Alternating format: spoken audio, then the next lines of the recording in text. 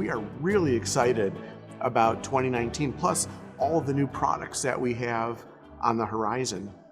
So for us, we ended 2018 by introducing the environmental products in November with our collaborators at Incubex, and we also put in the Deutsche Börse system, the T7 trading platform, in November as well. As I look into 2019, trucking freight futures, March 29th is the launch date. And for those, it's really exciting because it's the first trucking freight futures ever in the world. And we think it's a really important market to be able to serve. We're doing this with our collaborators, FreightWaves and DAT. And in meeting this market need, it's important because it's over $700 billion of trucking freight costs. And to date, there's not been a way to really hedge that from a futures risk standpoint.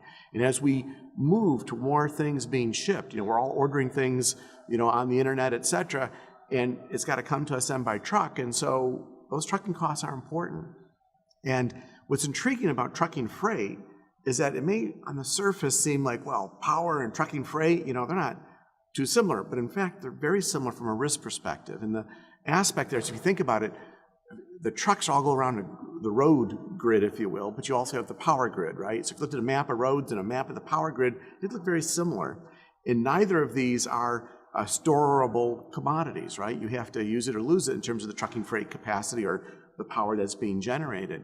And both of these are affected by seasonality. When it comes to trucking freight, you come to December, that's a big seasonal push there. You have a peak volume there. Similarly, you see it in the winter, in the summer, and power. So you have to deal with seasonality. Weather is important in both of these.